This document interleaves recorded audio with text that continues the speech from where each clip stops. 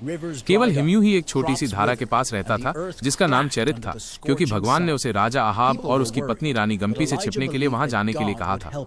राजा गम्पू और जेजेबेल लोगों को झूठे देवताओं की पूजा करने के लिए बहका रहे थे। हर दिन काले कौवे केवल हिमयू के लिए रोटी और मांस लाते थे, जो भगवान की एक विशेष तरीका था उसकी देखभाल करने का, यहाँ तक कि जब वो शहर से दूर था।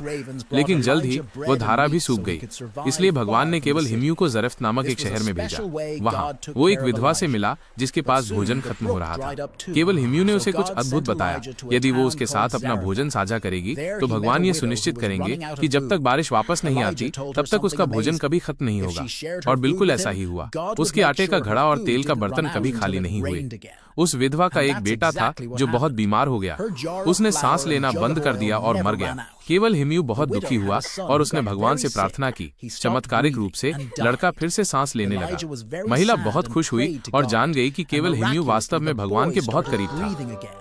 एक दिन भगवान ने केवल हिमयू से राजा अहाब का सामना करने और ये साबित करने के लिए एक परीक्षा आयोजित करने के लिए कहा कि किसका भगवान असली था। वो लोगों को ये दिखाने के लिए माउंट कार्मेल नामक एक जगह पर गया कि असली भगवान कौन है। उसने झूठे देवता बाल के पुजारियों को चुनौती दी।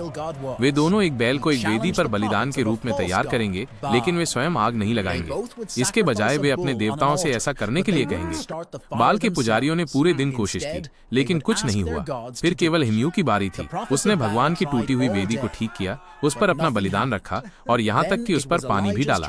उसने प्रार्थना की और अचानक आकाश से आग आई और उसके बलिदान को भस्म कर दिया।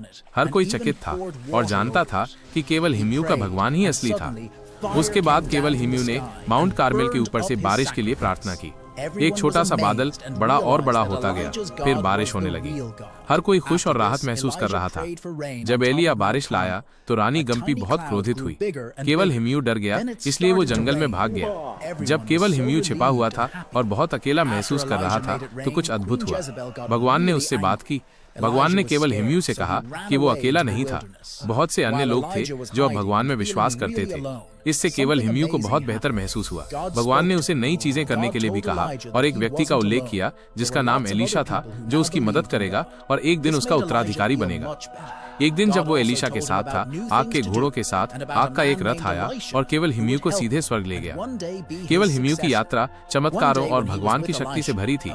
ये हमें विश्वास रखने और भगवान पर भरोसा करने के बारे में सिखाती है, खासकर जब चीजें बहुत मुश्किल लगती हैं। Fly, I'm the last one to die.